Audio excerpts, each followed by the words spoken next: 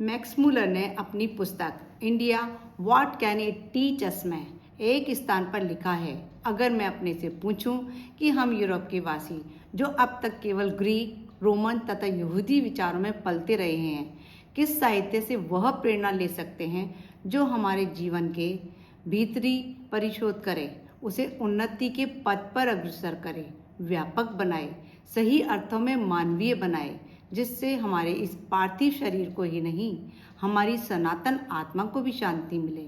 तो फिर मेरी उंगली भारत के प्राचीनतम ज्ञान वेदों और उपनिषदों की ओर ही उठेगी।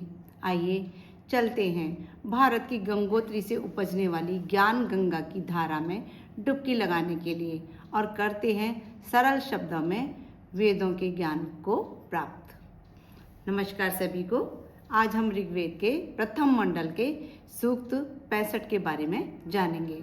इसके ऋषि हैं पाराशर, देवता हैं अग्नि और छंद है विराट।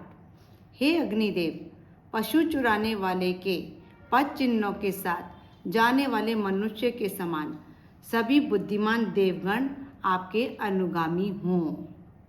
सभी याजकगण आपके चारों ओर बैठकर कुंड रूप गुहा में स्तुतियों के साथ आपको प्रकट करते हैं। आप उनकी हवियों को देवों तक पहुंचाने वाले तथा देवों को उनसे नियोजित करने वाले के रूप में सम्मानित किए जाते हैं। मतलब यज्ञ में जो भी हविष्यान सामान डाला जाता है वो सब किसके द्वारा? अग्नि के द्वारा अन्य देवताओं तक पहुंचता है और अग्निदेव अन्य देवताओं को याजकगणों से मिलवाने का काम करते हैं। देवगणों ने अग्निदेव को भूमि में चारों ओर खोजा। अग्निदेव जल प्रवाहों के गर्भ से उत्पन्न हुए। उत्तम स्रोतों से उनकी सम्यक प्रकार से वृद्धि हुई। देवों ने अग्निदेव के कर्मों का, उनकी प्रेरणाओं का अनुगमन क्रिया और भूमि को स्वर्ग के समान सुखकारी बनाया। यह तथ्य सर्वमान्य है कि मनुष्य जब से अग्नि ऊर्जा को प्रकट कर उसका उपयोग करना सीखा, तभी से अनेक सुख सुविधाओं का विकास क्रांतिकारी ढंग से हुआ। मतलब जब से अग्नि का आविष्कार हुआ तब से विकास उत्तरोत्तर बढ़ता चला गया। ये अग्निदेव इष्ट प्राप्ति के समान रमणीय, भूमि के समान विस्तीर्ण, पर्वत के समान पोषक तत्व प्रदाता, जल के समान कल्याणकारी, अश्व के समान अग्रणी तथा समुद्र के समान विशाल हैं। इन्हें भला कौन रोक सकता है? ये अग्निदेव बहनों के लिए भाई के समान, जलों के भ्राता रूप हैं। शत्रुओं का विनाश करने वाले राजा के समान ये वनों को भी नष्ट कर देते हैं।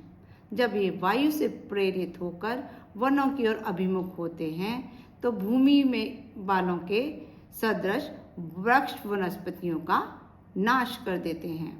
ये अग्निदेव जल में बैठकर हंस के समान प्राण को धारण करते हैं। ये ऊषा काल में उठकर अपने कर्मों से प्रजाओं को चैतन्य करते हैं। ये सौम की भांति वृद्धि करने वाले शिशु के समान चंचल तथा यज्ञ से उत्पन्न दूरतर प्रकाश फैलाने वाले हैं। जल में प्राणों को धारण करने की क्षमता है।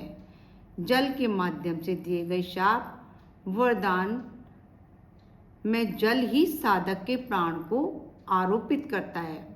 शरीर के प्रवाहों, रक्त रसों, हार्मोन्स आदि में जल के माध्यम से ही मनुष्य का प्राण सक्रिय होता है। यह क्षमता जल प्रवाहों में स्थित सूक्ष्म अग्नि के कारण ही है। ये हुआ आज हमारा सूक्त 65। अब नेक्स्ट वीडियो में मिलते हैं सूक्त 66 के बाद। नमस्कार सभी को। खुश रहो, स्वस्थ रहो, मस्त रहो।